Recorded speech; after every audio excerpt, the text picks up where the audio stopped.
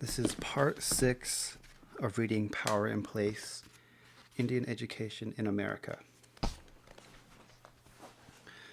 We are on page 118, and this paragraph is called Indigenizing Professional Internships.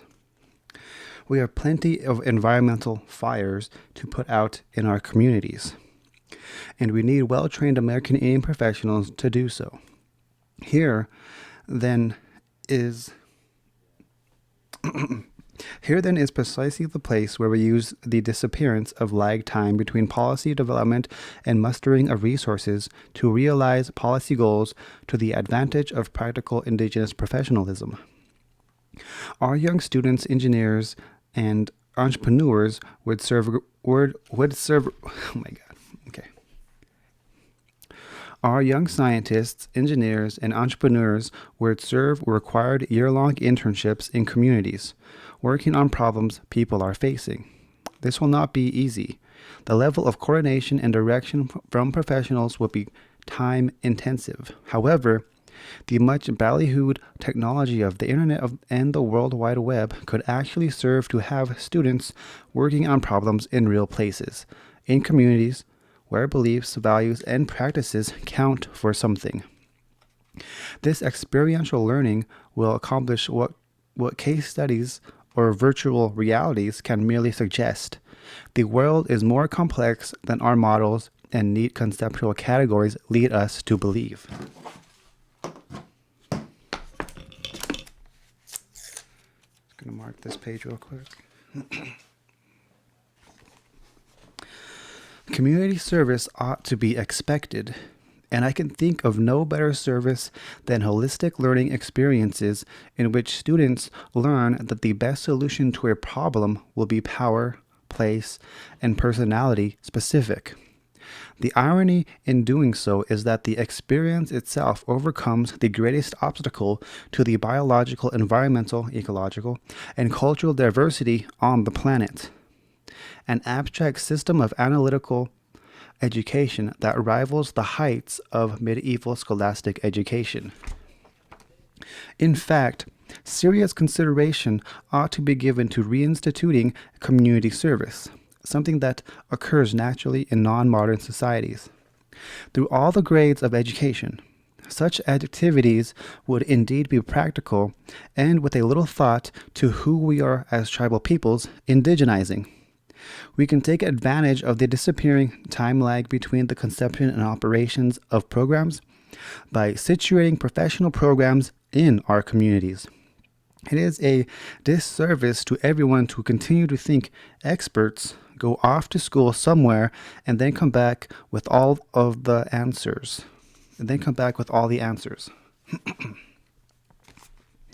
Now, everyone will say, we all know that. The real world just does not work that way.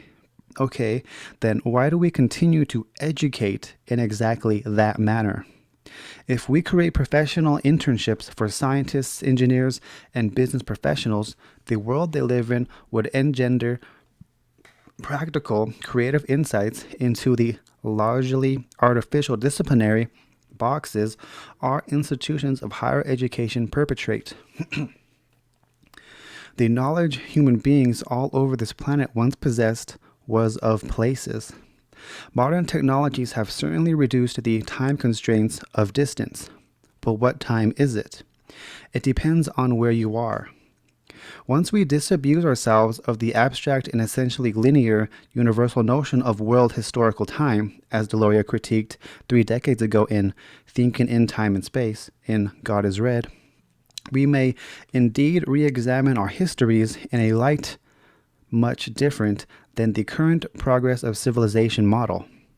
In our human lifetimes, appointments, books, clocks, schedules, and calendars, we have disconnected ourselves from natural histories much larger than ourselves, and with the aid technology forgotten what geographies and natural environments have to give us.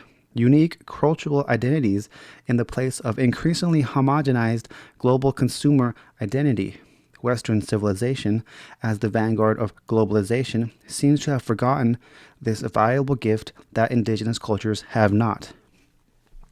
This paragraph is called No Longer Dammed Up.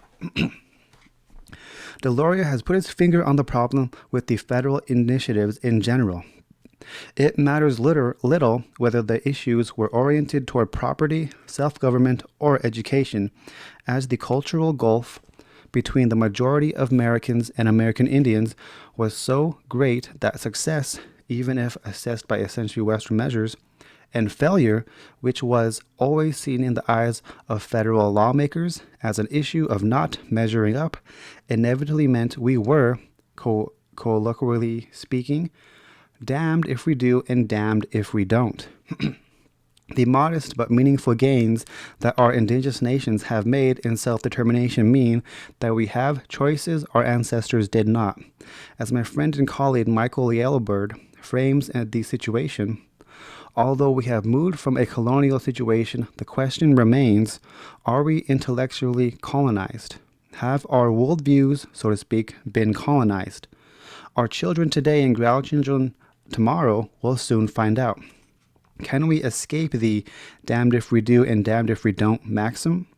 Only if we set our goals by our own set of measures, which is much easier said than done. We have been subject to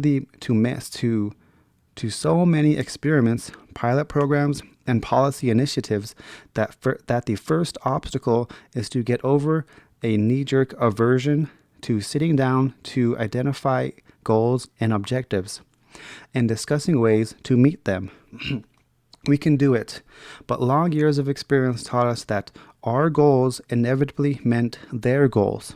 Consequently, many of us are immediately suspicious the moment discussion of such things comes up.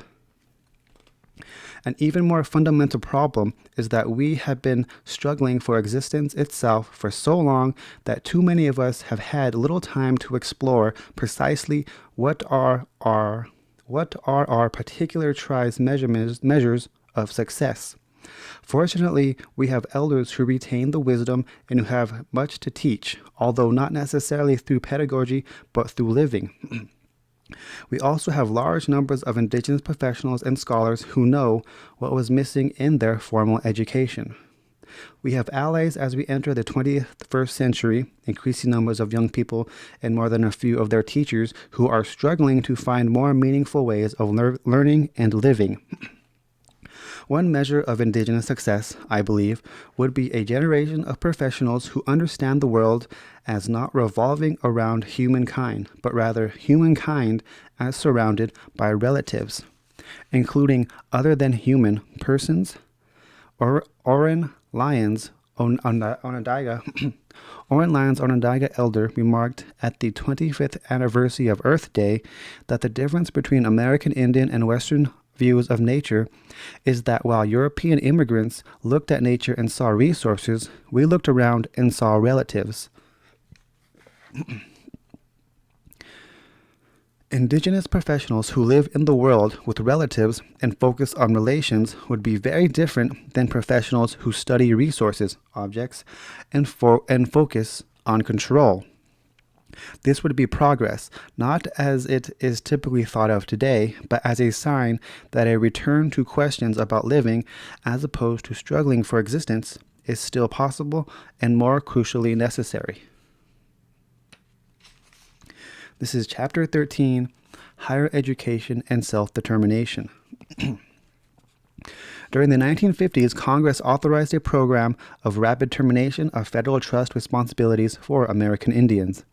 The policy was ill-conceived, seeking to reduce federal expenditures that were minimal and badly executed, allowing private banks to exercise a restrictive supervision over the assets of tribes who lost their federal eligibility. Virtually no development of tribal assets occurred during this period, and educational programs were generally oriented toward vocational training and relocation of Indian families to designated urban areas. With the New Frontier and the Great Society programs came a radical redirection of Indian programs. Economic development was stressed, and the federal government began to provide scholarship funds for Indians in higher education. We have been living in the area of self-determination since about 1966, and although appropriations suffered immensely during the Reagan and older Bush years, the trend of policy has firmly supported preserving tribal life and enhancing the powers of tribal self-government. The two major thrusts of federal policy from the very beginning have been the education of the next generation of Indians in the ways of the white people and the exploitation and or development of reservation resources. Today, the government seems intent on stressing the economic aspect of Indian life to the detriment of its educational component, a policy exceedingly short-sighted in view of the continuing economic crisis of the United States and the limited resources Indian reservations actually contain. Self-determination grew like a weed over the past 4 decades, and it never was clearly defined at the onset of the era. It was a concept that originally surfaced in international relations to describe the desire of formerly colonized peoples to break free from their European oppressors and take control over their own lives. These peoples were, for the most part, geographically distinct and distant from their former colonial masters, and consequently, independence, while painful, seemed more logical because the connections established by the colonizing powers seemed and were wholly artificial. Indian tribes, with the possible exception of Western and North Slope Alaskan villages, have always been viewed as internal to the United States and hence part of its domestic problems. That the Supreme Court has continually characterized Indian tribes as foreign to the United States in cultural and political traditions is difficult for most people to understand. So they make little effort to do so and prefer to consider Indians as simply another racial minority, albeit one with considerable fascinating habits. Self-determination inevitably had to take on a different meaning when applied to Indian tribes and reservations. And as the original goal of the Kennedy and Johnson administrations was to delay termination of federal services until such time as tribes achieved some measure of economic parity with their white neighbors. Self-determination in the Indian context basically has meant that Indians can administer their own programs in lieu of federal bureaucrats. Education was conceived as the handmaiden of development. One need only look at the fields in which Title IX fellowships are being given to understand that federal higher education programs were meant to train a generation of people who could function as low-level bureaucrats in drastically underfunded programs intended only to keep Indians active and fearful of losing their extra federal funding.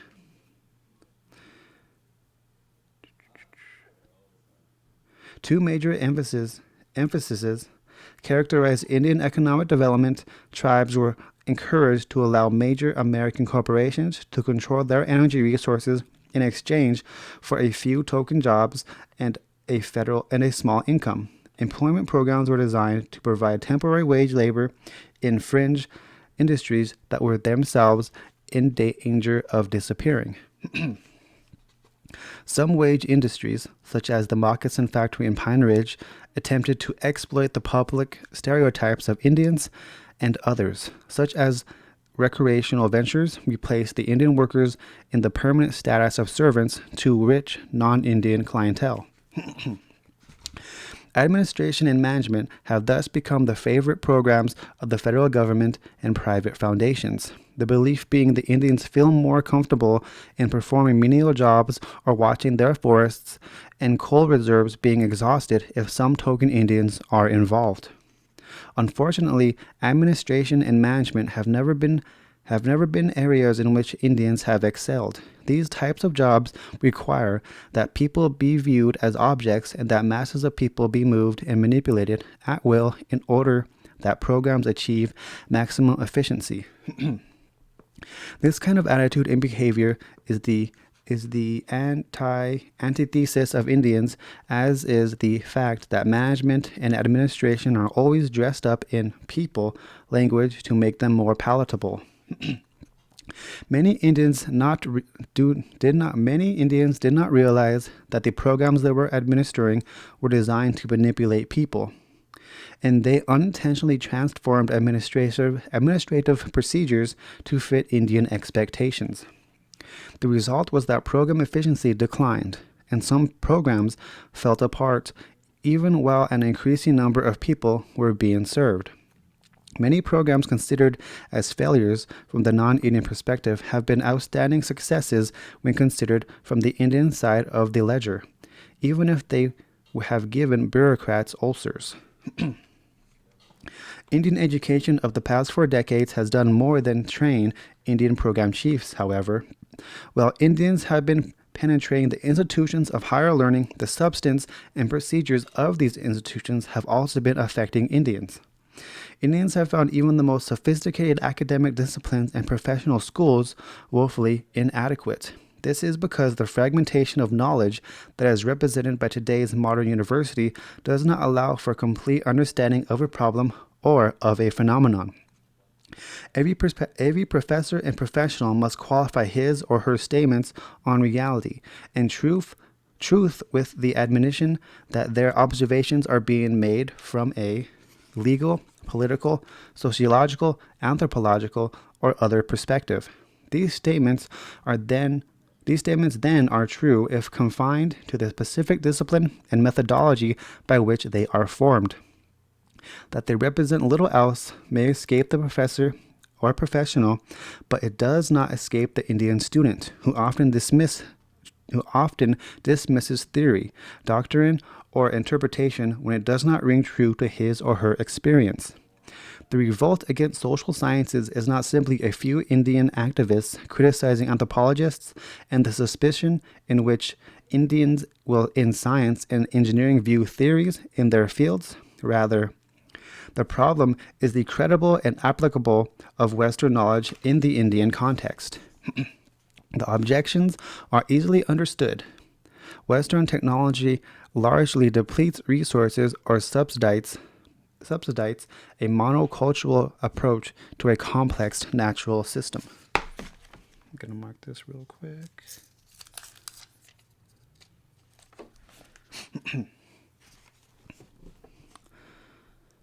We tend to hide this fact by taking about production rather than extraction, but this linguistic acrobats is not sufficient to escape Indian critique.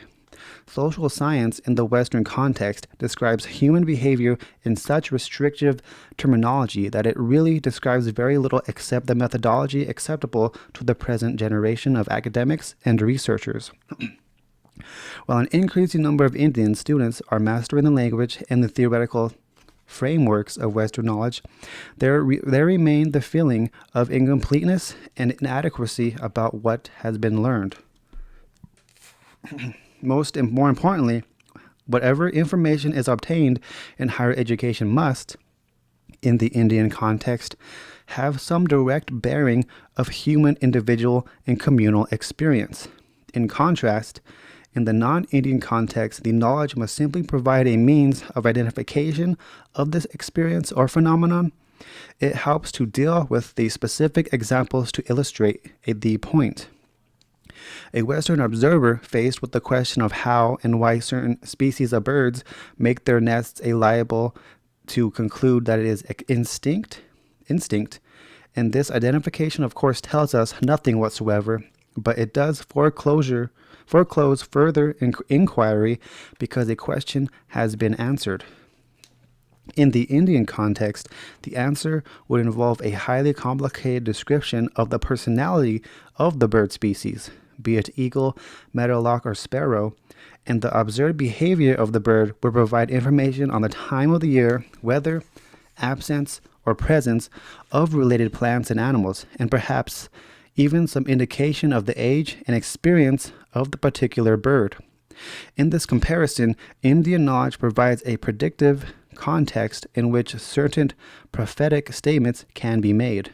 Western science, for all of its intense incidence on reproduction of behavior and test conditions and predictability of future activities, provide us with very little that is useful. Indian knowledge is designed to make statements that adequately describe the experience or phenomenon. That is to say, they include everything that is known about the experience, even if no firm conclusions are reached.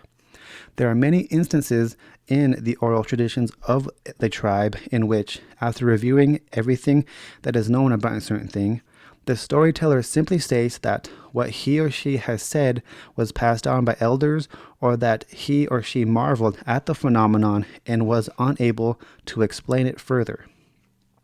It is permissible within the Indian context to admit that something mysterious remains after all is said and done. Western science seems incapable of admitting that anything mysterious can exist, or that any kind of behavior or experience can remain outside its ability to explain. Often, in the Western context, the answer is derived by the process of elimination.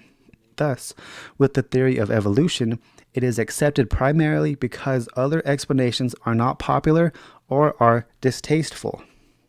Western engineering presents a special case. Its validity depends primarily on its ability to force nature to perform certain tasks that we believe are useful to human beings. Its knowledge derives from physical experiments, and more recently on complicated mathematical formulas that predict certain kinds of phenomena if certain kinds of things are done under conditions controlled by human beings.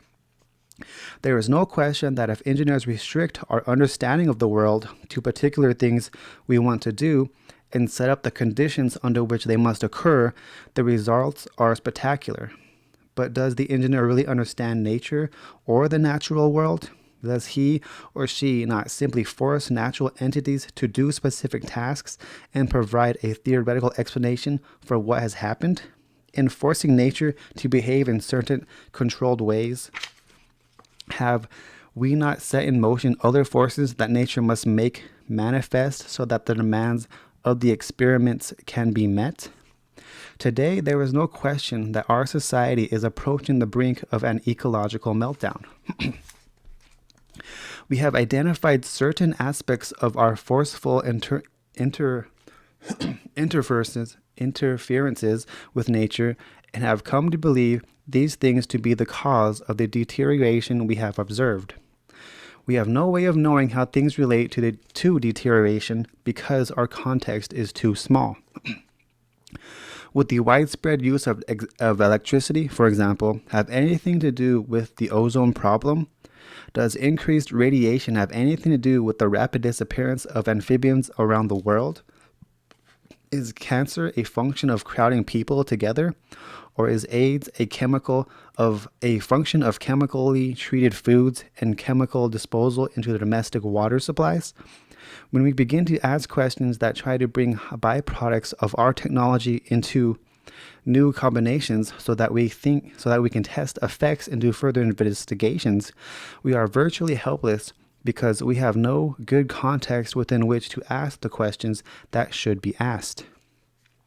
In this society, we must spend immense amounts of time and energy simply identifying the proper questions. When Indian students take all of the knowledge received in colleges and universities, along with certifications for professional work and perhaps even for managerial activities, they are led to believe that Indians are prepared to exercise self-determination because educated Indians are now able to begin to compete with non-Indian world for funds, resources, and rights. But we must ask ourselves, where is the self-determination? What is it that we Indians ourselves and communities are determining? We will find that we are basically agreeing to model our lives, values, and experiences along non-Indian lines. Now, the argument can be made that because we are geographically within the United States, we must conform to its values, procedures, and institutions. At least we must do so if we are to measure success according to the same standards and criteria. And all of our education informs us that these standards are nationally acceptable and may indeed even be universal throughout the cosmos. It is increasingly apparent, however, that the myths of Western civilization are also the cause of its rapid degeneration, so that it is hazardous to measure ourselves according to those standards. As a nation, we no longer produce wealth as much as we borrow from the future. If an individual really wants to make money, he or she would do better to master complicated tax laws than to start a new business. Professors stand more chance of getting their ideas accepted if they are immensely popular with their peers than if they actually have something to contribute. The possible existence of a supreme being is a great embarrassment to religious people. Poor people are, or should be, incubators and organ donors for rich people. Wisdom consists of frequent appearances on television shows. Athletes need not be skillful, but they must win regardless of their circumstances.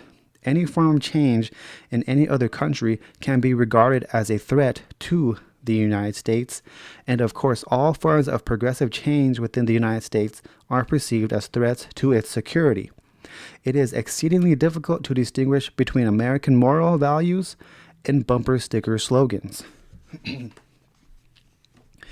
The practical reality of these insights provides both the criteria for public success, and the uncomfortable feeling among educated Indians that something is missing.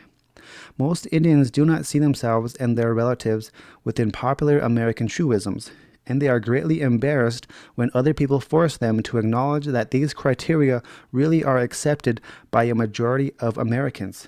Minimally, Western mythology describes a society that is not even polite. That is the key to understanding how to transcend the attitudes and perspectives of non-Indian education, so that Indians can determine for themselves and by themselves that what they want to be, even if they are wholly within the confines of American society. When we talk of the old days and old ways, we frequently give special emphasis to the manner in which people treated each other, the sense of propriety, gentility, and confidence that the elders had. Being polite springs primarily from a sense of confidence in oneself and one's knowledge about the world. Indian narration of knowledge about the world fell into a particular format and out of a plenitude of data. The speaker would choose the set of facts most pertinent to the explanation. He or she would formulate the story so that it ended on a proper note. Hoan, as the Sioux say, now a person cannot bring a teaching to a close. Invoke the right response in the listener so that the information is taken seriously, and some impact without closing off the discussion on a proper note. Real knowledge creates politeness in the personality, and one can see this trait in many wise non-Indians. It is, in fact, their foremost personality trait.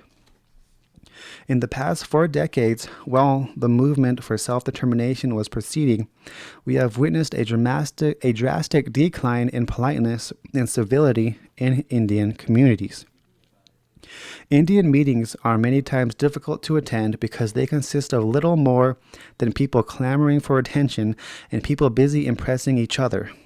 The outstanding characteristic of Indian students today is the emergence of politeness as a personality trait. Science and engineering students, more than others, now seem to possess this most precious of all and old traditional personality traits. Here, we may have an indication that the current generation of Indian youth is moving beyond the boundaries established for non-Indian self-determination. And now this generation stands ready to bring something entirely new to the process of applying Western scientific knowledge to Indian problems.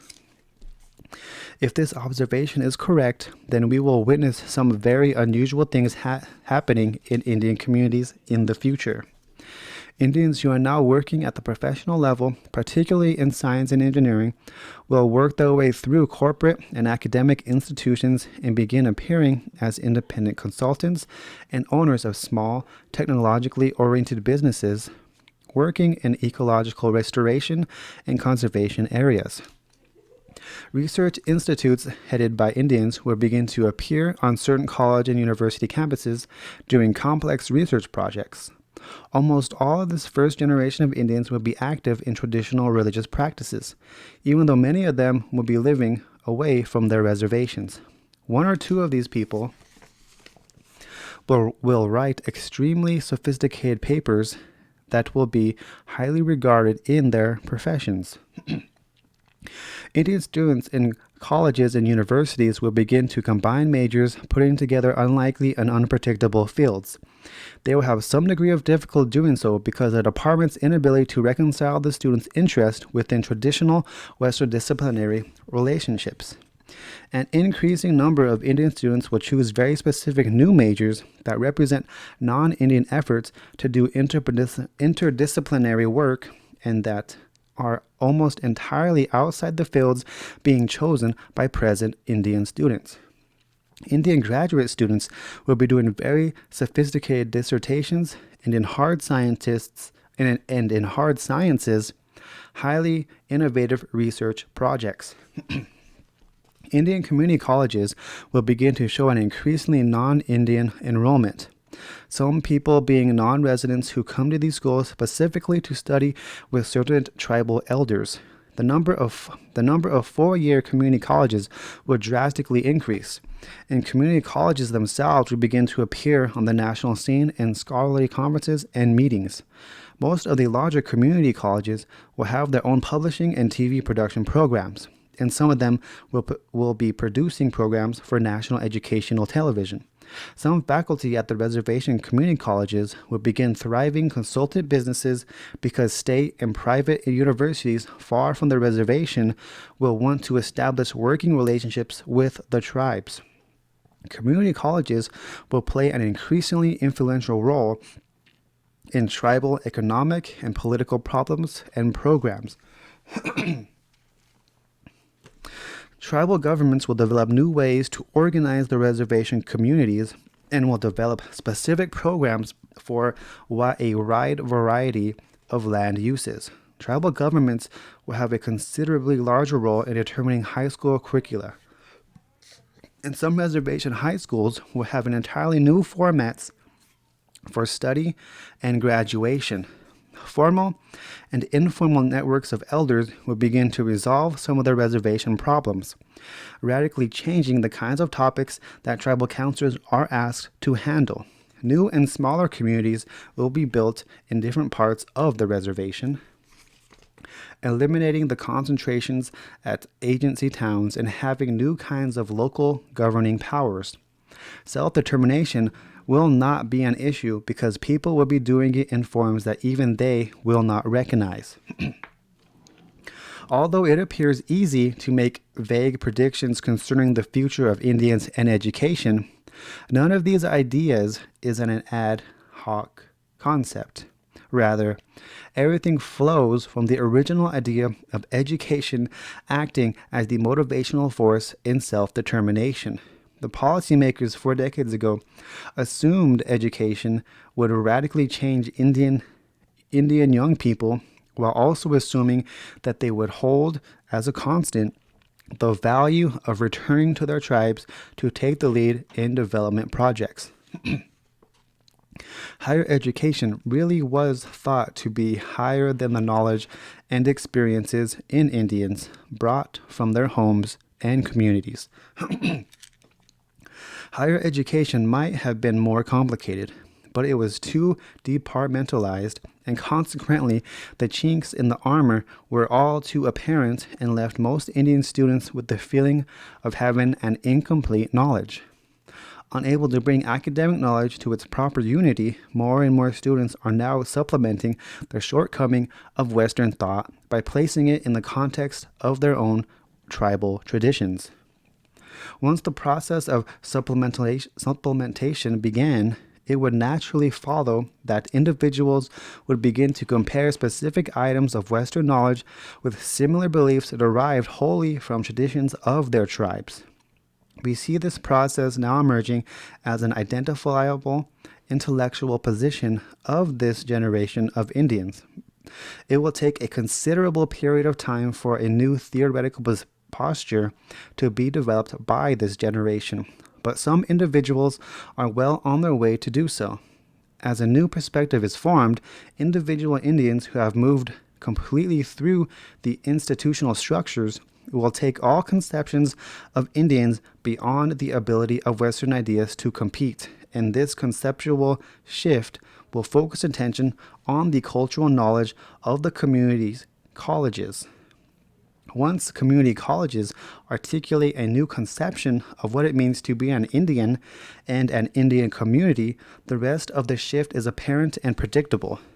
In a previous essay, I discussed the fact that much American education is really just training and indoctrination into the Western view of the world. Basically, this view is held together by the sincerity of its followers. It does not have an internal consistency of its own except in general methodological patterns whereby information is classified. Indians, over the long run, are exceedingly hard to train because they get easily bored with the routine of things. Once they have understood and mastered a task, it seems like a waste of time to simply repeat the activity. So an increasing number of Indians, the training received at institutions of higher learning only raises fundamental questions that are never answered to their satisfaction. Mark this real quick.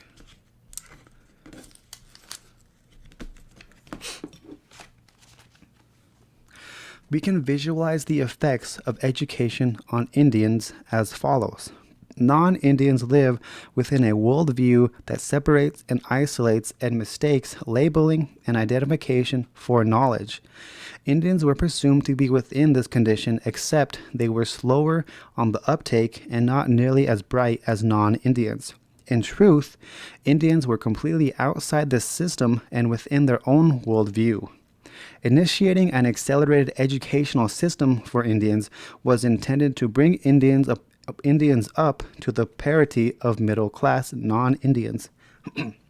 In fact, this system has pulled Indians into the Western worldview, and some of the brighter ones are now emerging on the other side, having transversed the Western body of knowledge completely. Once this path has been established, it is almost a certainty that the rest of the Indian community will walk right on through the Western worldview and emerge on the other side also. And it is imperative that we do so.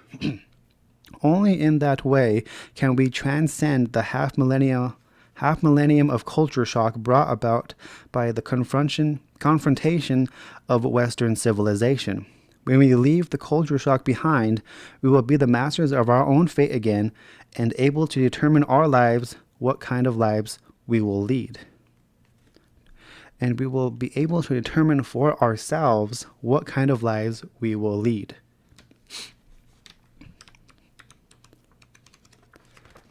This chapter is called, chapter 14, The Question of Self-Determination. What is self-determination? Locating education within the framework of self-determination is critical, for Deloria is asking the question seldom asked. What do we, indigenous peoples of the Americas, mean by self-determination? If we accept the standards and criteria of mainstream education in America and its fundamental Western claim of universal and objective applicability to the world and the cosmos itself, then, whether we are aware of it or not, we have accepted the metaphysical assumptions and premises that lead to a good number of problems Western society seems unable to address. American Indians are now in the position to, as Deloria states, compete with the non-Indian world for funds, resources, and rights. And he continues, we must ask ourselves, where is the self-determination? What is it that we as selves and communities are determining? We will find that we are basically agreeing to the model our lives, values, and experiences along non-Indian lines. I think many of our ancestors and present elders would see good and bad in the proposition that we culturally conform to the dominant values, procedures, and institutions of the United States. But before we grab hold of the obvious improvement in terms of physical and material comforts, we must assess our experience in the big picture of life. Once we acknowledge this larger, more complex context, we will see that the issues are not about what is practical in some normative cultural context, but about the nature of reality itself. It is not surprising that in modern American society, economic initiatives inevitably overshadow education programs. Education as an institution reflects the values of the larger society, and the only thing historically distinguishing so-called Indian education from mainstream education is the direct and blatant regimen in which culture was instilled. Today, the notion that educational progress is identified with economic measures is so widely accepted that the business of education has become business. Many neoliberal economists even argue that the marketplace will democratize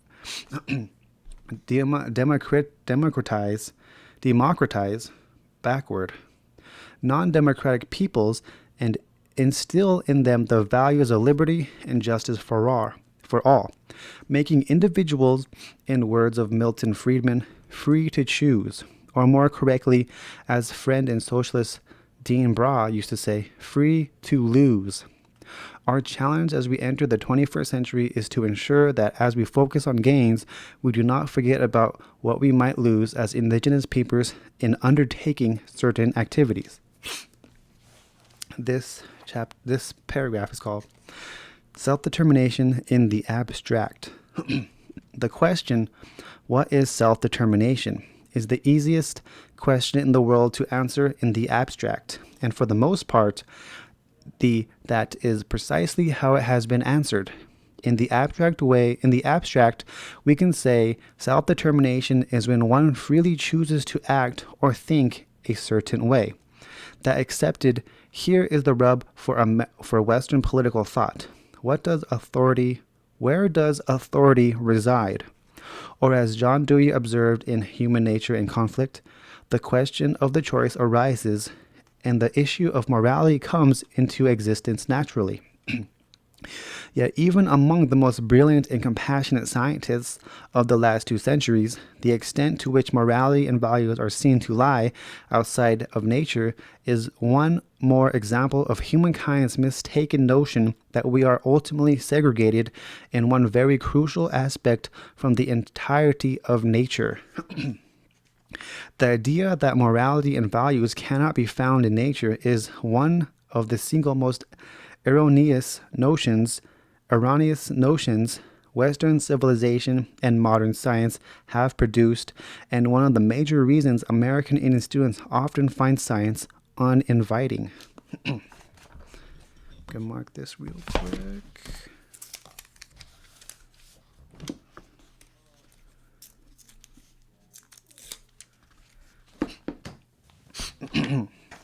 Even conceding that nature has indeed equipped humankind with more choice behaviorally than other animals, and certainly plants, this cultural or nurture aspect of human existence is not a repudiation of our natural propensities. Rather, it is an affirmation that morality itself is a natural product. It does no good to invoke the old nature versus nurture or nature versus culture social dichotomy, for what it exposes is less valuable than what it obscures. That humankind's heavy dependence on culture, nurturing, or socialization is natural, given by nature. I would suggest it is more accurate and useful to think of our cultural or social behavior as instinctive, albeit in a non-reductionist manner. In short, human beings have no choice but have in short, human beings have no choice about choice. The invocation of instinct as a product of nature and morality as a product of culture is unhelpful when looking at the question of morality, since it in essence assigns nature, the world itself, a mechanical character. It reduces humankind's natural character to instinct biological mechanism. This reduction of natural humans to instinct is not surprising, but certainly enlightening, for it again illustrates the extent to which humankind's self-proclaimed moral autonomy from nature is dependent on a reductionism that is at its core mechanical, naively empirical, and teleologically closed, precluding the possibility of change. Predictability, once the measure of human behavior, that which most humans acknowledge involves choice, is given an autonomous realm or space in which to operate. We entered the postmodernist room full of mirrors, wherein any attempt to talk about reality or what is real dissolves into digressions on meaning and multiple realities. While I appreciate the postmodernist technique of modernist thought and its unmasking of arbitrariness of Western civilization, I fundamentally reject its anti-realist conclusions. Postmodernists examined modern, essentially Western, theories of the real world and finding them wanting, simply discarded the phenomenal world and kept theory. The postmodernist rejection of an objective reality or truth is predictable and well within the intellectual heritage of Western thought. However, its embracing of a purely cultural determination of reality leaves the door open to a cultural relativism and an anti-realist position relative to knowledge, the point missed by modernist theories immersed in the Western tradition and the postmodernist theories rebelling against the Western tradition is that both forget their ideas are about something, and that something is experience in the world. Try as humans might, I put knowledge in boxes. The experiential method, abstract categories, subjectivistic lockboxes, and so on. We are still left with the large remainder of daily experience. A substantial amount of the wisdom of our indigenous ancestors is still with us in the experience of places too often now taken for granted. Power in Place is a proposal to reflect on critical issues about experience and what we can learn in the larger experiential realm of existence. The issues and questions raised are to a large extent avoided today in formal educational settings, questions about the nature of the world and our human place in the world. They are the important questions, the ones that reductionist science and Western metaphysics of the world cannot answer. The most fundamental of these questions is, how shall we live? And this question is at its core a moral question encompassing power, place, personality, and ultimately self-determination.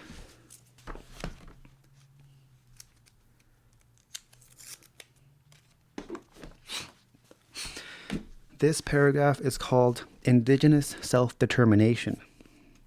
Indigenous self-determination begins with attentiveness to the relation around us, whether they be typically understood as economic, political, ecological, or spiritual.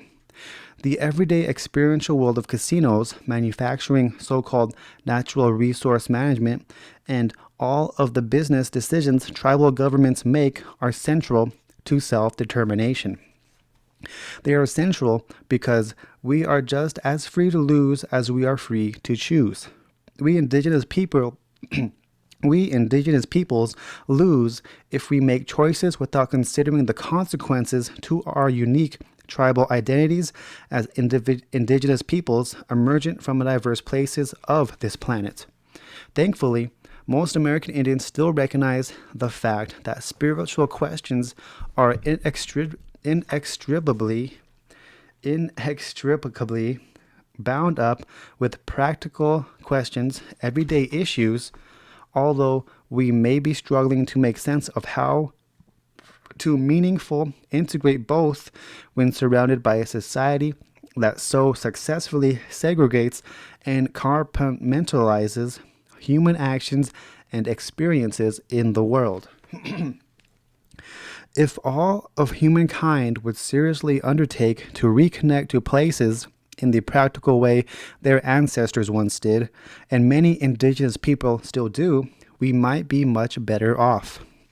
There is no way to get around the fact that Indian education in America has been, and, one might argue, continues to exist as the handmaiden of assimilation. The assimilation of different-minded indigenous people into the dominant, essentially Western culture, and I mean culture with a big C. The values, beliefs, customs, habits, practices, technology, and languages of Western civilization has been up to now Indian education. That education is an assimilation process ought to be intrinsically troubling to anyone with democratic values. I have little problem with peoples deciding on how to bring their children into their own society and culture. The Pennsylvania Amish maintain their own education system and have even gained the protection of the U.S. Supreme Court to do so. Families have a recognized right within certain guidelines to homeschool. In short, democracy suggests people have a right to educate children in accordance with their societal values and beliefs.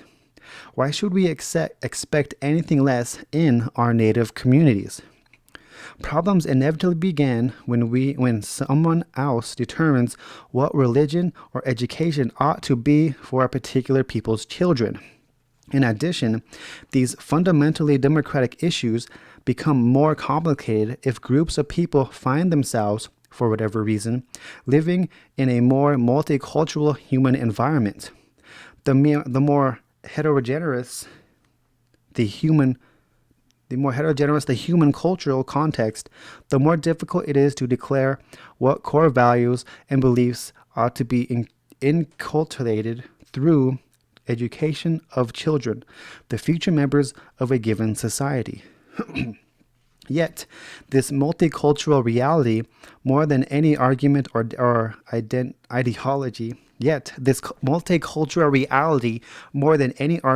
ideology, ought to underscore the current challenge in education. Diversity, multicultural society, postmodern critiques of hegemonic, that is, totalizing and universalizing ideologies, such topics predominate many discussions in education today. The endless debates in and criticism of higher education serve as a de facto demonstration of how pointless this intellectual industry will be unless the debates about curriculum become literally grounded, contextualized to the environments and places we call home.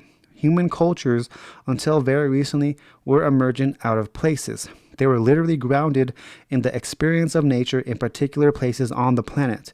If we indigenize or re-indigenize self-determination, then it will entail a reordering of values and signal an effort to live in a manner respective of the power, places, and persons surrounding us. This paragraph is called Power. Power, the living energy that inhabits and or composes the universe, is what moves as us human beings all of the connections or relations that form the immediate environment or that small part of the world each of us inhabits. While energy in the physical mechanics is quantifiable, Deloria's concept of power is non-quantifiable. Power is a qualitative dimension shaping our thoughts, desires, habits, actions, and institutions that operates to a great extent without us thinking about it. In ordinary language, we can call power amorphous, for it takes many forms, some overt and some latent. We are conscious of the former, while the latter lie dominant and have an existence of, to which we are not initially conscious. We can also describe power as diffuse, for it surrounds us as an atmosphere, as an attendance in the world, including the very practical economic. Let me go back here real quick. We can also describe power as diffuse, for it surrounds us as an atmosphere of influences, including the very practical economic influences in the world. Power is quite literally flowing around us and into us. If we are properly attentive, power can be used by us. And indigenous North American metaphysics would agree with the formulation that knowledge is power, but object to the narrow Western idea of knowledge and the anthropocentric human-centered notion of power. Like the concept of personhood, American Indians and Alaska Natives have a much broader notion of knowledge, one that includes knowledge born of direct experience of what I call the atmosphere of influences. Deloria's likening of American Indian metaphysics to a social reality is helpful, for it directs us properly to the character of this atmosphere of influences. Social reality is not what one narrowly thinks of as social. Instead, to follow Deloria's suggestion, social is as close as we might presently get to describing the substantive character or reality of power, like society itself. The power allowed as social by most human beings, with the exception of few intellectuals called methodological individualists, is readily acknowledged in its observable effects.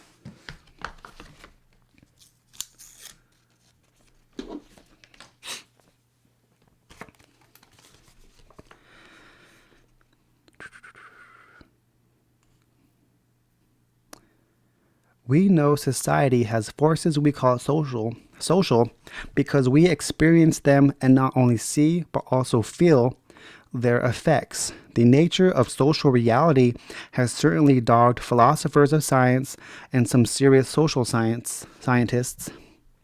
I would suggest that they consider the problem of social reality as only one part of a much larger and more serious exploration of the nature of reality in general.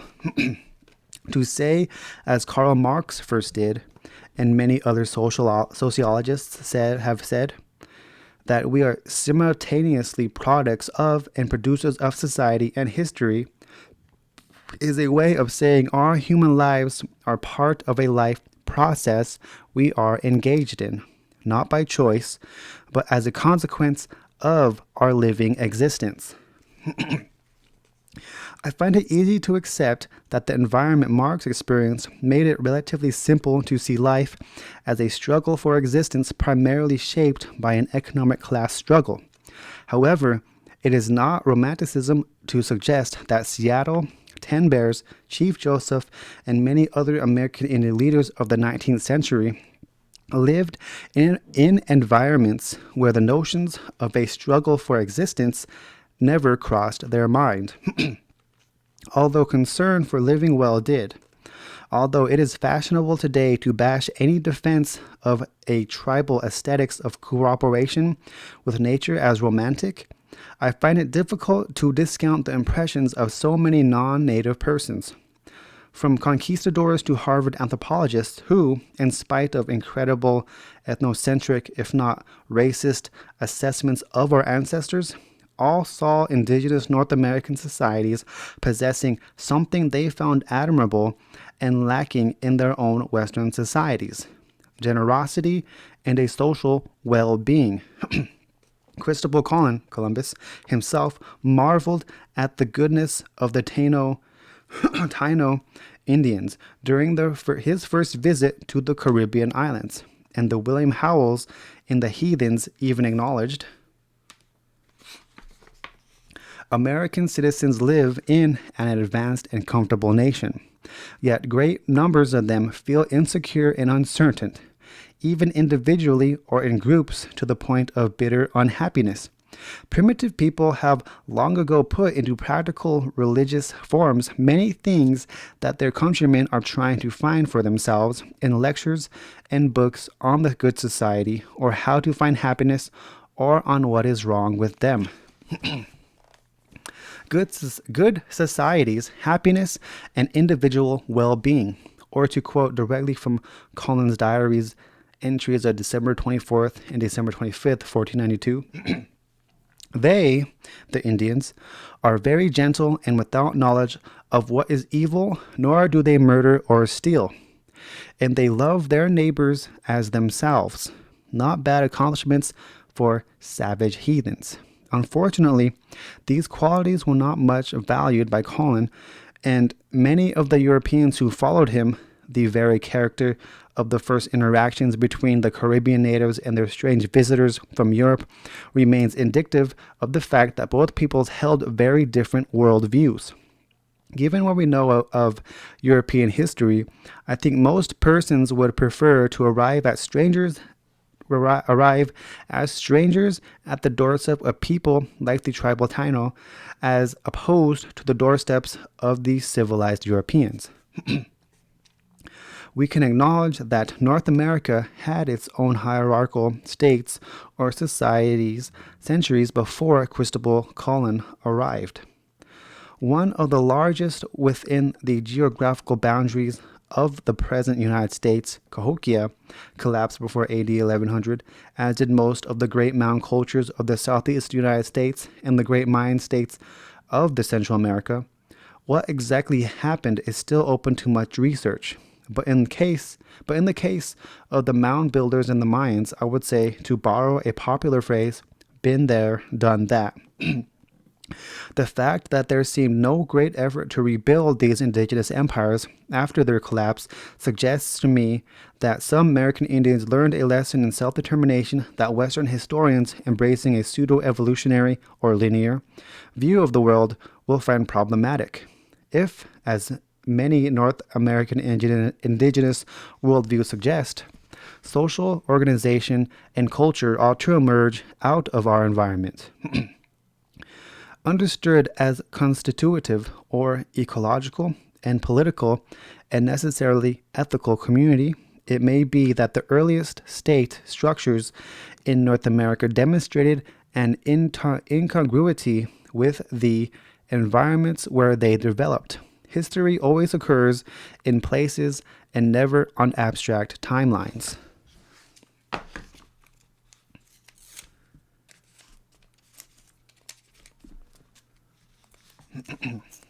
This next paragraph is called Place.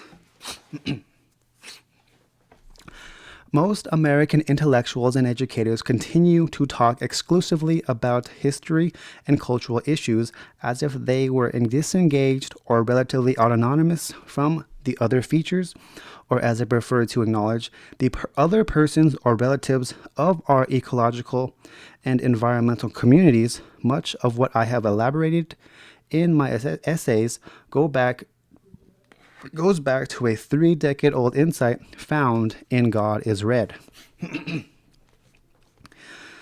When the domestic ideology is divided according to American Indian and Western European immigrant, however, the fundamental difference is one of great philosophical importance. American Indians hold their land's place as having the highest possible meaning, and all their statements are made with this reference point in mind. When one group, American Indian, is concerned with the philosophical problem of space and the other, Western European immigrant, with the philosophical problem of time, the statements of either group do not make much sense when transferred from one context to the other without the proper consideration of what is happening. If we seriously add places in their ecological and fundamentally indigenous sense to the consideration of ideologies, it brings the purely cultural problems as conceived by the metaphysics of dominant American society into even starker relief. For the cultural wars among those operating in the Western metaphysics of time, space, and energy seem little more than abstract disagreements between antiseptic ideologies, strange visions about human life and culture disengage or alienate from the land and places. By reducing success, progress, and self-determination to cutthroat economic measures, we create culture with a big C, processing little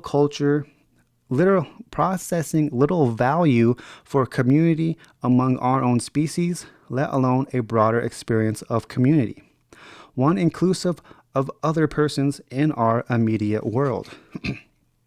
Deloria is correct to find that meaning in a place is crucial if we are to improve the human condition on this planet. And I believe we will inevitably make progress once we give up the invidious distinctions and dichotomies that haunt modern Western thought, including nature versus culture, nurture, conservation versus development, and science versus religion, values.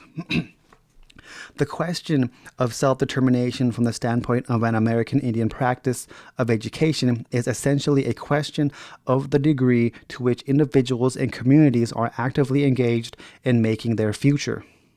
Not in the abstract, but in the places and in what do we call the lived-in experience, for we are all involved in a living process.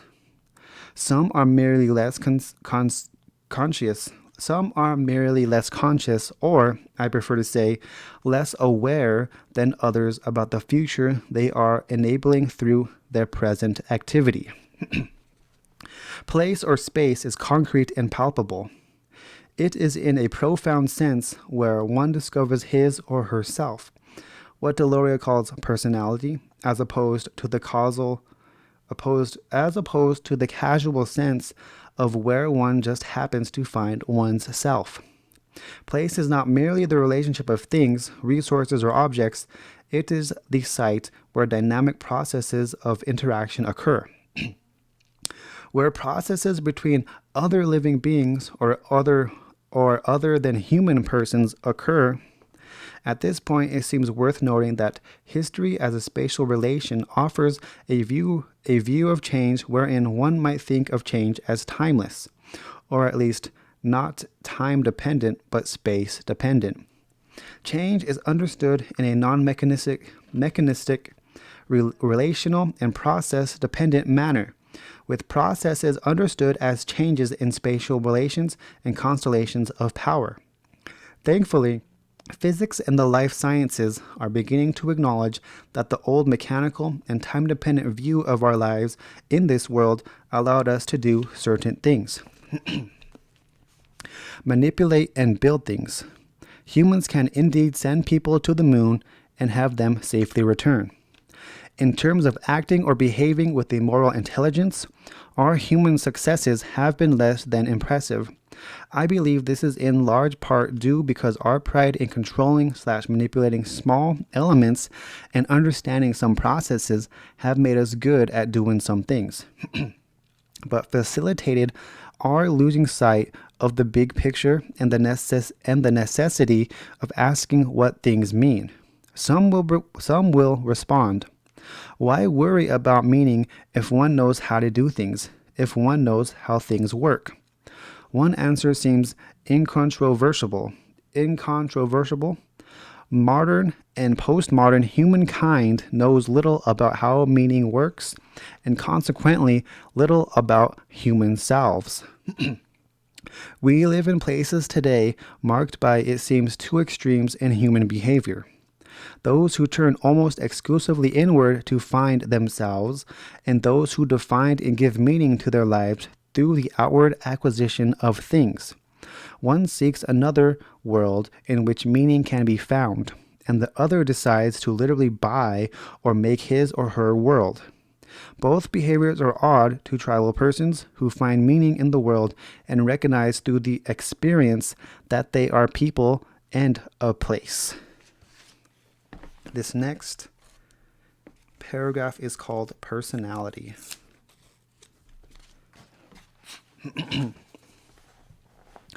I understand Deloria's idea of personality as the substantive embodiment and unique realization of all the relations and power we embody, because each of us is someplace and, but for some exceptions, never in exactly the same place as anybody else. Our personalities are unique. Our phenomenal existence entails a spatial dimension and variations in power relations with other persons in the world. Therefore, personality, as Deloria uses the term, is a metaphysical concept, fundamentally different from the popular science view that what and who we are can be reduced to genetics or biochemical mechanisms. In the current reductionist genetic model of personalities, the critical interaction between environment and personality is all but lost. Even at the most general and abstract level of contemporary evolutionary theory, the concept of species masks the uniqueness of individuals. What I mean can be understood by anyone who has had the long-term friendship of a dog, cat, bird, or individual of another species. We, each of us having such a friendship, know our other than human person is an individual different from others of the same kind or breed. Why? Because we know them as persons. We learn through experience their personality. Pets, however, are a special case given their social circumstances. Anyone attentive to animal groups living outside of human control for an extended period begins to distinguish unique personalities of individuals in the herd or social group. American Indian traditions suggest many of our peoples fully understood how much of our own human personalities depend on what could be learned from other than human persons in the world. Our personalities or selves, what Carl Jung called anima, and Paul Tournier called persons, as individuals within communities, require this recognition and interaction lest we become merely another demographic minority. In a world of human-created virtual persons, places, and communities, as well as biological engineered plants and animals, humans come prepared to become not merely the measure of all things, but the creators of the brave new world. Aldous Huxley foresaw in his cautionary novel by that name. And like Huxley's Brave New World, there is one thing missing in the human-created Ethernet world of virtual persons and artificial intelligence: a spiritual reality residing in persons and places, unmanufactured and not engineered by human the creator. A spiritual reality permeates the world we experience, and incredible power exists in places where human creations do not get in the way or become the primary focus of our attention. This is not an argument, as my Comanche friend and colleague Ray Priarty likes to emphasize, to take humans out of nature or for the maintenance of a pristine wilderness, a Garden of Eden, so to speak. Quite the contrary. It is a declaration that among the atmosphere of influences we move through daily, some powerful and unique influences exist in places not dominated by humankind. One need not read New Age texts to understand this. A survey of the diversity and complexity of distinct human cultures that have existed thus far are daily threatened proves the point. The world is a diverse and complex reality. The best place to begin an understanding of this reality is the critical reflection regarding our experience. Self-determination requires reflection. This next paragraph is called Critical Reflection.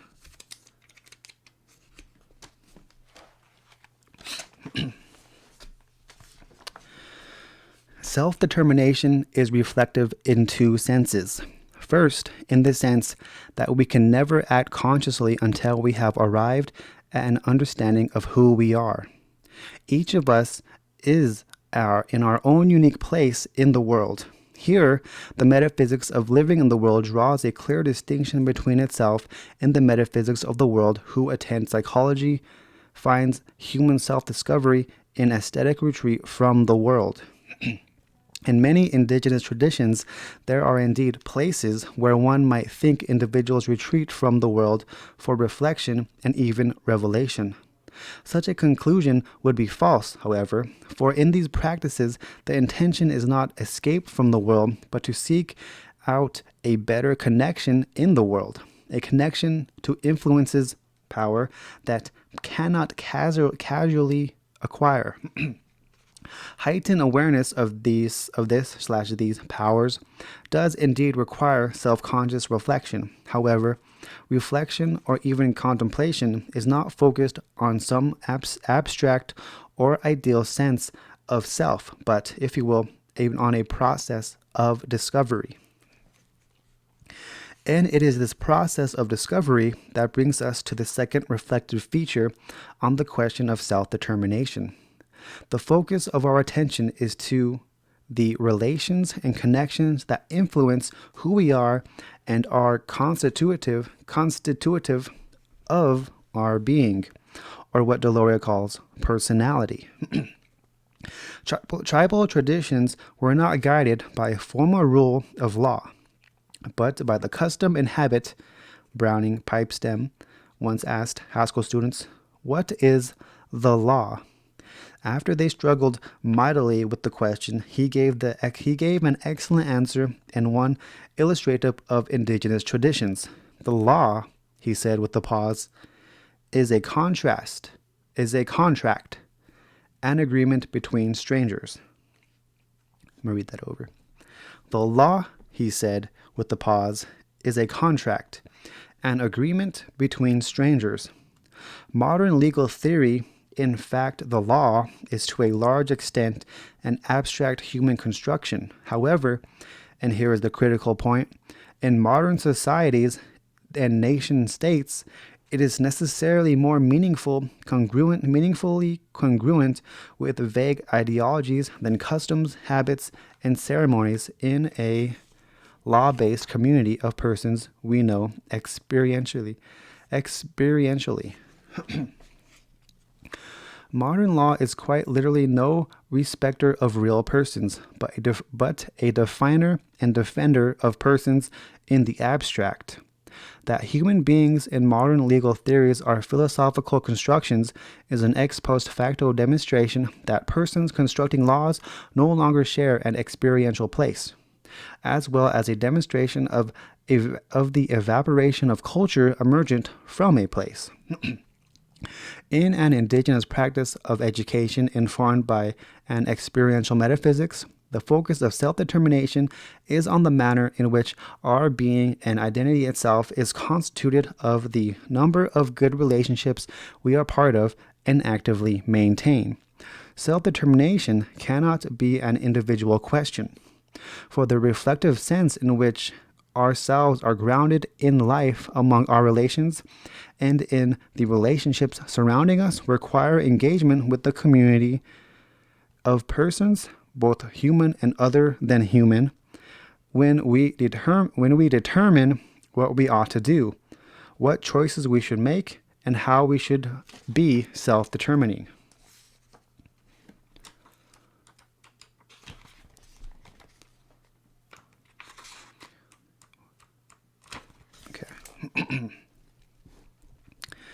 Such a notion is indeed complex if left entirely to rational calculation, but experience gives us a source of estimation that goes beyond rational calculation.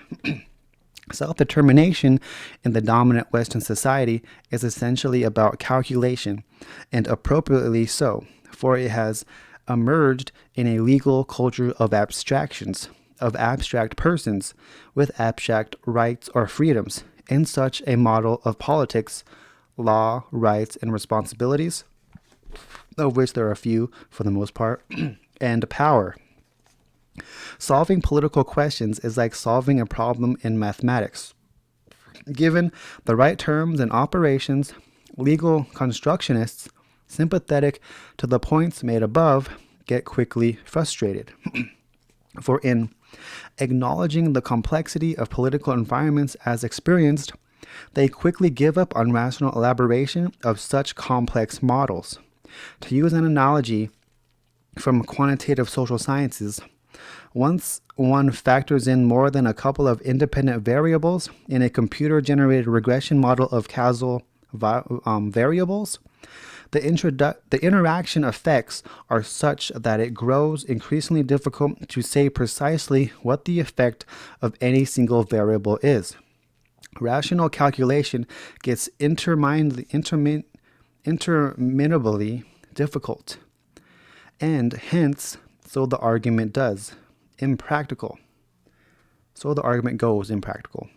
Rational calculation gets interminably difficult, and hence, so the argument goes impractical. I could not agree more. However, the problem is solved once one gives up calculation and abstraction and instead redirects attention to experience through custom, habit, ceremony, and what I choose to call development of a synthetic attentiveness.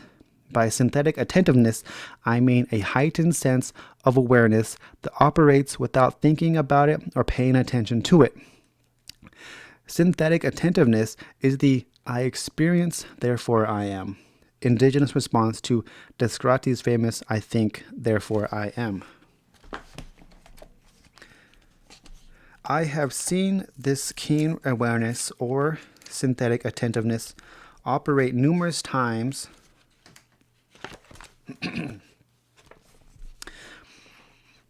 with traditional elders who demonstrate the amazing ability to be aware of events, processes, and activities surrounding them that most of us miss. Whether visiting a classroom, having a meeting with governmental officials, or being in wetlands or on a grassland prairie, I have often been surprised in discussions afterward by what these elders noticed, without seeming to notice at all. This ability to what I will call processes is not magical, and it only seems mysterious to those insistent on a rational schematic or mechanistic model to explain what happens. I can offer neither. I see no need to. Rather, this processing of processes seems acquired by paying attention, by learning to be attentive to the world we live in. The question of self-determination is one of degree. How engaged, connected, and attentive are we to our community? This will seem contradictory and paradoxical to Western thinking students and teachers. The more attentive one is to their community. The more self-determining they can be, the less attentive. The more selfish and self-destructing they will be. Christopher Latch struck a chord with many of his description of Western culture, and contemporary Western American culture in particular, as a culture of narcissism, a culture of self-love. I would merely extend Lash's insightful contemporary commentary to the love of all things or objects embodying selfishness. This paragraph is called Metaphysics as Living. Indigenous metaphysics offers insights into many of the most troubling problems modern or postmodern scientists face by recognizing the world as having physical and spiritual dimensions. Not as fast and fixing, spaces, places, ecosystems, and environments are not the final frontier, waiting to be conquered and controlled by modern ideologies. Rather, they constitute the context through which we escape the abstract relativism of postmodernist thought and find it means to be self-determining. American Indian metaphysics has the advantage of framing all questions of knowledge as fundamentally moral questions that literally reside in our everyday life. The way many of us live today make it easy to compartmentalize different aspects of our life. The strength that Deloria has always found in American Indian metaphysics is their emergence from a way of life. As we think about it, what it means to exercise self-determination, we must not avoid examining so-called economic, political, and social aspects of our lives as part of the larger moral questions and what it means to be indigenous today. It may very well be, as the elder Dan in Neither Wolf Nor Dog told Kent Nurburn, living with honor is just as important, if not more important, than living with freedom. We are obsessed with freedoms, but freedom to do what? If we fail to ask these foundational questions in education, it seems disingenuous to complain about behavior later. So let us think about self-determination indigenously, about living with honor means to people connected to places, about what living with honor means to peoples still connected to places.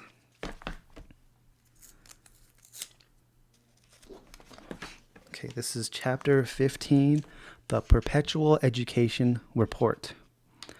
And it looks like this is the last chapter, so I'm just going to finish it up today. The Perpetual Education Report. This essay was originally written in 1992 at the beginning of the Clinton administration. We never did hear very much about the educational report, and after a fancy gathering in New Mexico at the state of Clinton's term, we never did hear much about anything. Now we have a new administration, and we can easily predict a new education report. It's like an intro to the paragraph, or the chapter. In authorizing the report, the Secretary of Education is following an age-old and revered tradition in Indian education. It is better to talk about education than to educate. The ink will hardly be dry on this report before another organization or another federal agency has the urge to investigate, and the cycle will begin again.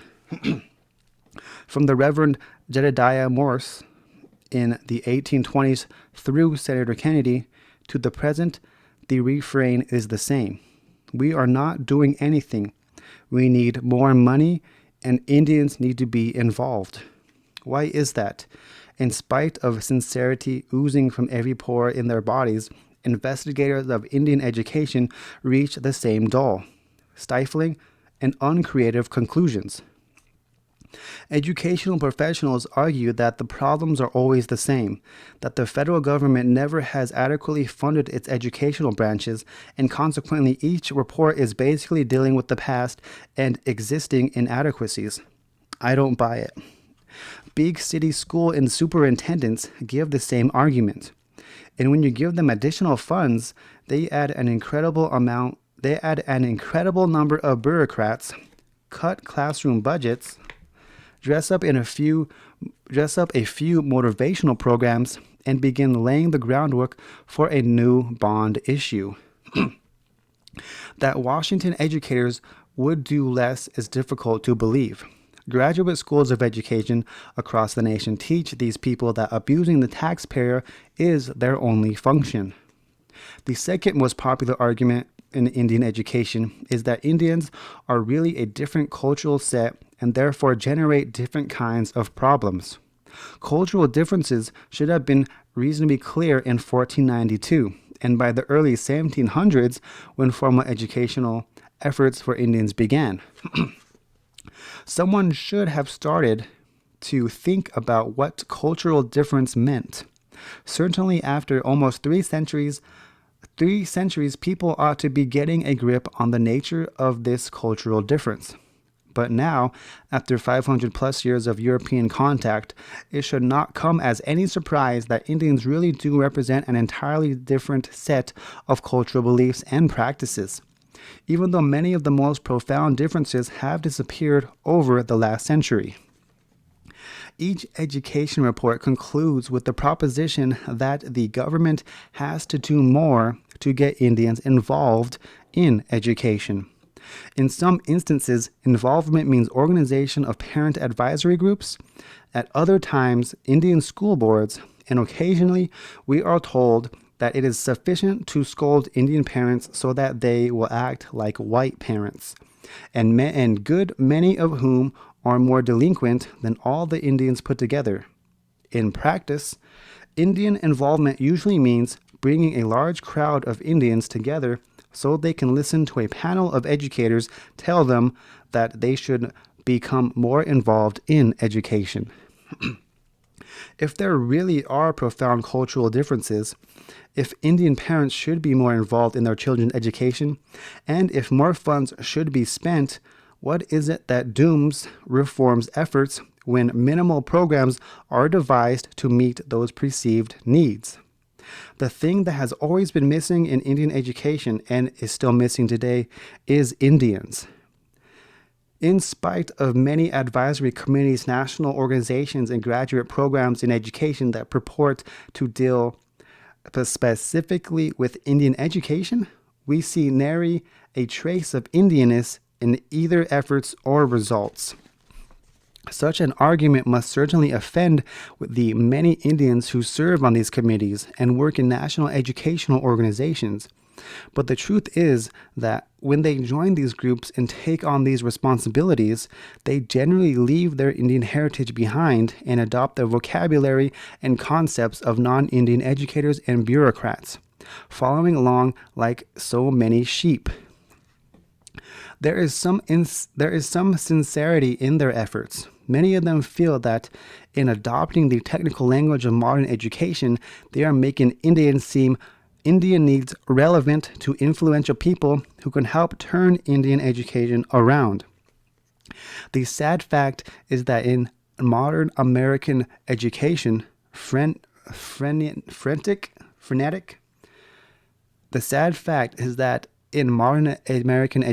frenetic activity is mistaken for ability and capability. Indians do play an inhibiting role in the development of new ideas in education by insisting that NSC policy-making group have an Indian membership. This demand goes far back into the early 1960s. When it is necessary to insist on some Indian representation in the many task forces and investigating committees that were being formed to work on Indian poverty, but it is necessarily a useless concept and fruitless requirement if the Indians who are being appointed fail to represent Indian interests. A committee composed entirely of Indians who parrot the educational party line is perhaps worse than a committee composed wholly of non-Indians who have the same glimmer of what problems are and how they can be addressed. Let us take the three identifiable issues: cultural difference, family involvement, and funding problems, and discuss how these concepts should be used to support changes in Indian education. This paragraph is called Cultural Differences. So many cultural differences exist between Indians and non-Indians that almost any cultural trait can be chosen to illustrate possible changes. For our purposes, we will take the continuously observed fact that Indians are not competitive. This argument is not to say that Indians never compete, but rather that aggressive public demonstrations of competition are regarded as crude behavior. American education is designed to encourage people to compete with their peer group and measures individuals against each other. I'm gonna mark it real quick.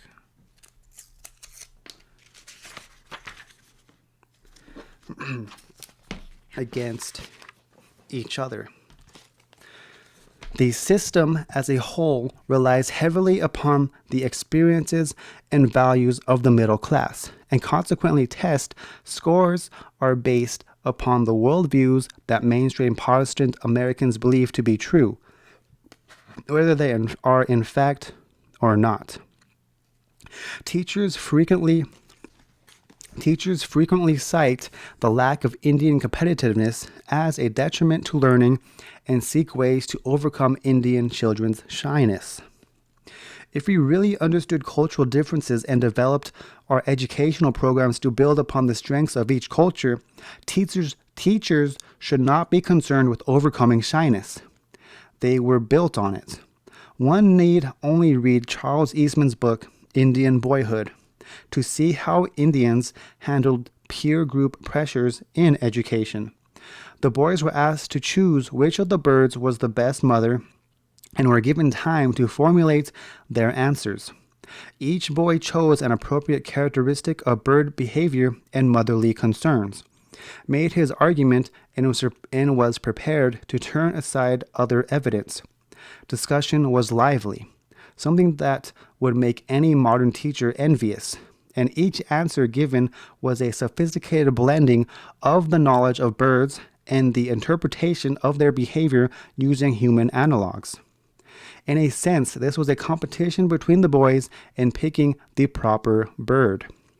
In a larger sense, each boy's reasoning was given a measure of respect, as he did demonstrate that he had chosen reasonable virtues from among the many he could identify. Tribal elders today teach a good many techniques and tribal history using the same methods of instruction.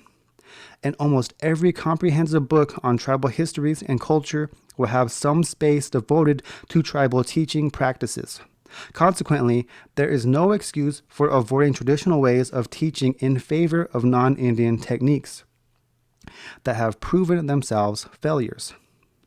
Using either the oral traditions or some of the written materials that are available, it would not be difficult to reconstitute a class of Indian children and instruct them in much more efficient ways. Storytelling, with the future requirement of being able to recite the story accurately after hearing it several times, would make the accumulation of knowledge fun again.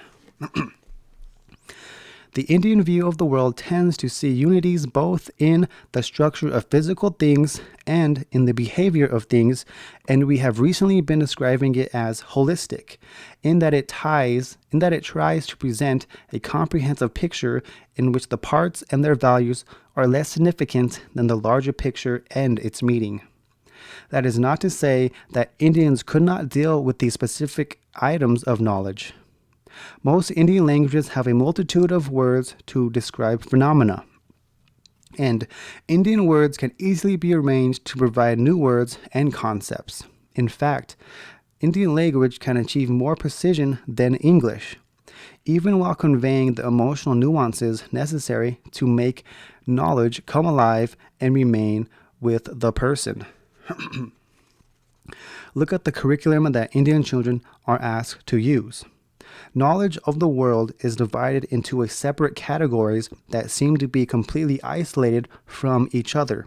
So profound is this separation that most children, Indian and non-Indian, rebel when they are asked to write complete sentences in classes other than English, or to show any comprehension of mathematics in any course except mathematics and physics/engineering.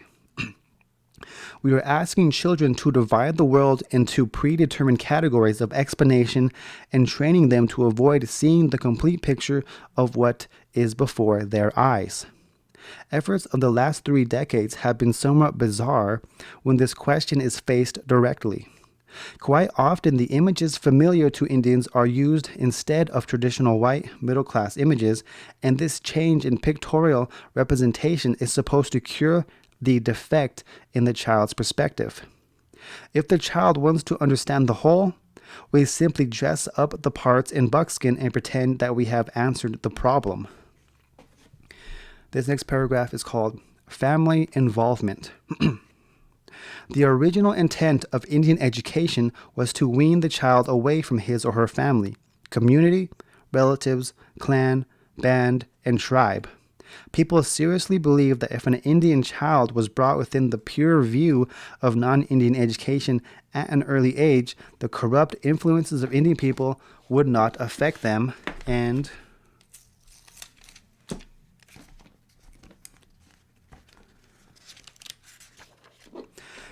they would grow up to be normal. That is to say, they would naturally adopt and exemplify all the values and perspectives of the non-Indian society. I remember meeting a high-level educator in the 1970s who was absolutely convinced that Navajo children would have automatically spoken English if they had been anywhere else than the reservation. These attitudes, while not completely eliminated, changed profoundly after the Merriam Report, which gave emphasis to building programs on the basis of what actually existed in the reservation communities. If family involvement is so important, why is it that developments in the past 4 decades have been made possible to connect the family and the school? During the New Deal, there was a great emphasis on the reservation day schools. These schools were located wherever there was a significant concentration of people on the reservations, and they serviced a small population, often in one-room schoolhouses. Teachers lived in the local communities and knew the parents, grandparents, and families, and participated in all local events or all local activities. Indeed, the schoolhouse, no matter how insignificant, was the center of local social activity. Families felt they were a part of the education because everyone who had anything to do with the schooling of their children was an important part of their community. Today, we have monstrously large school plants that resemble nothing so much as prisons. Indian children ride buses for hours each day to attend school. The enrollment in large consolidated schools is so big that discipline becomes a problem, and school activities, while certainly more plentiful and attractive, become exercises in mass movement. Large schools require immense administrative staff, most of whom spend their time pushing forms from one desk to another or attending conferences to learn how to make administration even more complicated.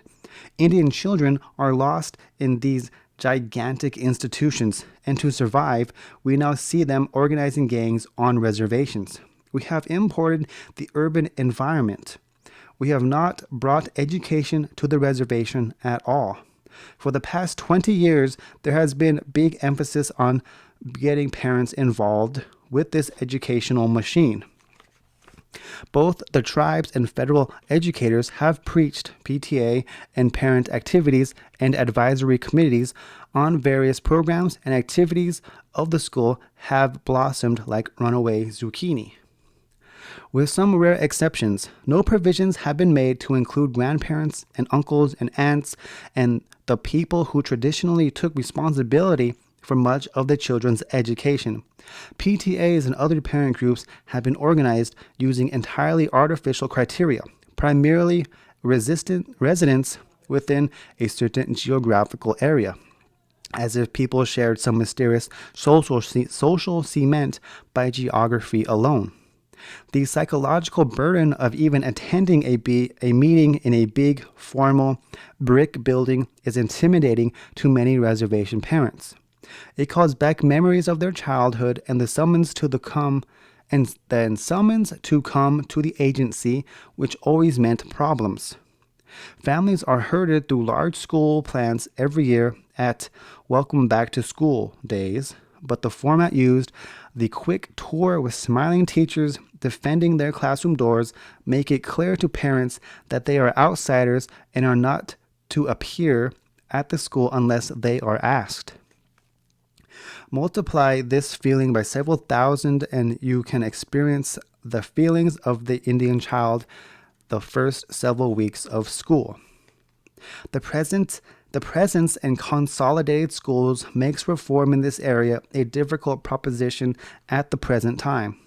Changes in the educational system are probably dependent upon corresponding and prior changes in the tribal governments that vest more self-governing powers in local communities. In fact, the major reform that needs to be made on many reservations is a change of perceptions about what tribes and reservations are. They should be understood in their national character, which is to say, as instrumentalities expressing the national existence of the people in dealing with primarily outside forces and entities. Local communities should take on the characteristics of municipalities. should take on the characteristics of municipalities and formal village institutions that include local control of education and social activities. Wherever possible, local communities should begin to take control of primary and part of secondary education, even if it starts in one-room schoolhouses. Local control should emphasize control over curriculum, with teaching about tribal history, tribal customs, and traditions and tribal language at the earliest possible age with maximum use of traditional people. The activity should be perceived as Indian or tribal. This emphasis is in contrast to the present orientation. This emphasis is in contrast to the present orientation, which is that the participants are Indian, but that the kinds of activities they are asked to support are basically non-Indian in origin. A considerable part of school activities, particularly including much of the testing, should be transformed into social/educational events of the community. When the 5 civilized tribes operated their own school system, they used to have several days of formal recitation of what students had learned or were learning in school, and the communities played an integral role in judging whether or not the school system was educating their children.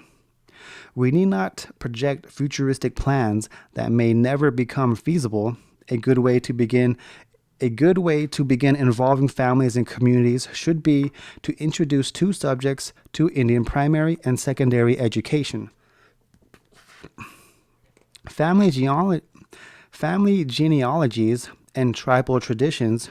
These 2 subjects provide a solid foundation for children's personal identity, as well as serving as a context for teaching all manner of social skills and development of memory and recollection. In a world of large institutional restraints, knowledge of family and tribe would provide a significant set of skills to provide confidence in the child that he or she is part of an ongoing human experience. The best possible setting in which these kinds of teaching can take place is informally outside the school building, using a conversational method of instruction. If Indians presently involved in Indian education would but stop and think of their own knowledge of the world, they would realize that while they cannot remember anything of what they were taught in grade school, they have instant and highly accurate recall of stories they heard elders tell several decades ago in informal, casual settings. This next paragraph is called Funding Problems.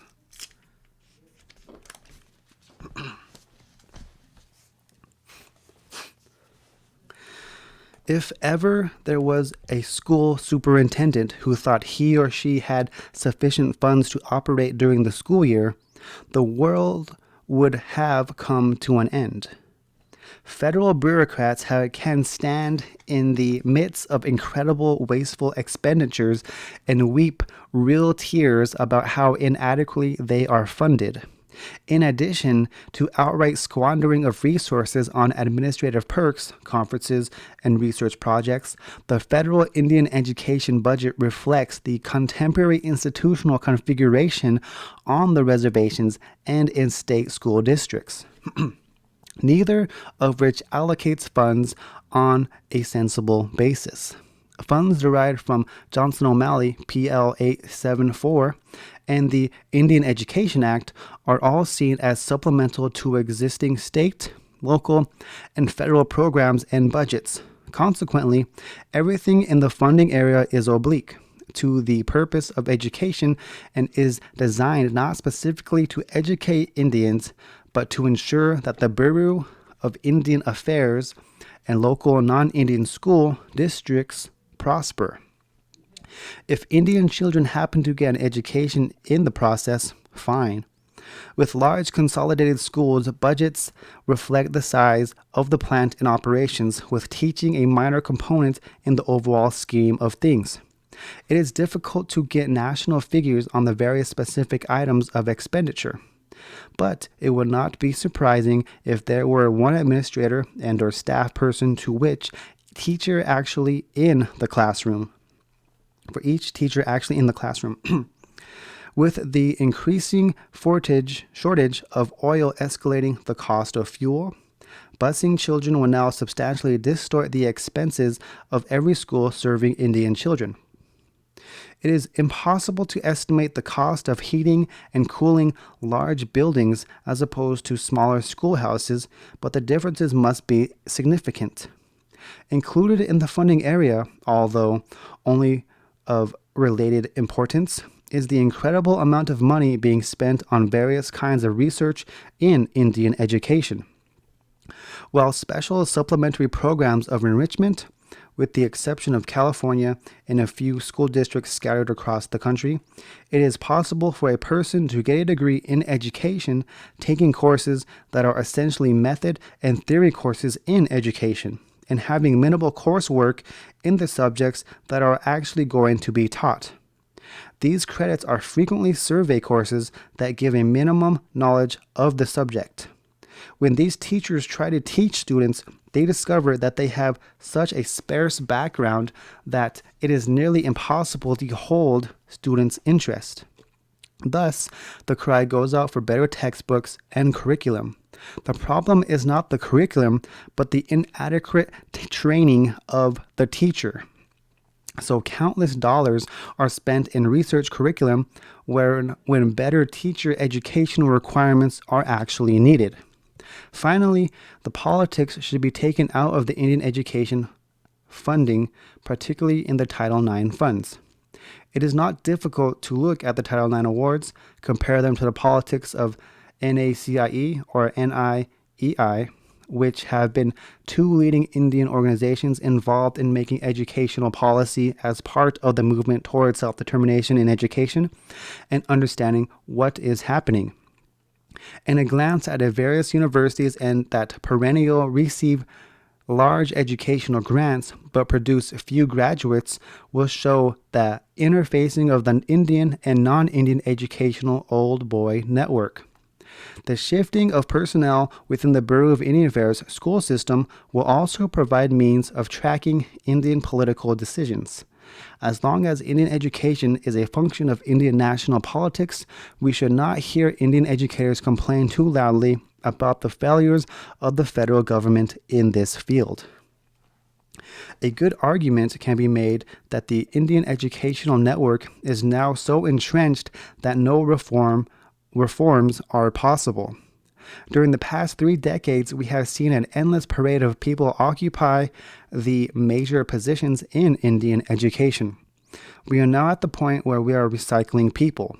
If the latest appointments are any indication of the state of affairs, why is it that after nearly 25 years of producing Indian educational administrators, the short list of appointments always looks like the bimbo finalist list? We define the problem in education as originating in the difference in cultural outlook. If this observation is really true, why do we have educators put in charge of correcting the problem? It might be far better to appoint a well-trained humanist instead of a recycled Indian politician. For all the fanfare we have had about putting Indians in charge of the Bureau and Indian education, the best people we have seen in policy-making positions have been John Collier, a bohemian social worker, and Philip Nash, a renegade anthropologist. There is much to be said about putting someone in charge who knows about people and not another person who can manipulate rules and regulations to the satisfaction of Indian political critiques or cliques. Satisfaction of Indian political cliques. Indian education doesn't need another shallow report. In view of the impending collapse of American institutions such as the family farm, local banks, and the housing market, it would appear that our society will be undergoing major disruptive changes for the next several decades. Because about half of the Indians live on the reservations, it may be necessary to move some kind of subsistence economy, some kind of subsistence economy if the people are going to survive the upcoming economic catastrophe. The financial choices in Indian education will become apparent. We will either continue to operate existing school systems with declining funds or start to make fundamental changes in how we educate children and allocate resources to do so. Instead of boring us with another tedious recital of the failure of the federal government to educate Indians, which is embarrassingly obvious, the Secretary of Education would do well to find some way to confront the reality of Indian culture, community, and history and devise an educational program to meet this specific challenge. In traditional institutions, programs and teaching have to be changed, so be it. After 5 centuries of contact, it does not seem too much to ask non-Indian educators and institutions to come to grips with the reality that this is the American Indian.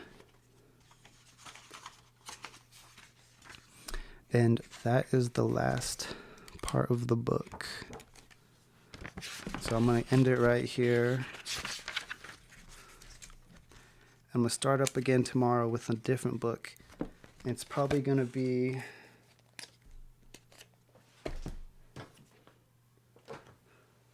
I'm not sure yet. But I'm going to start up again tomorrow. All right. See you guys later.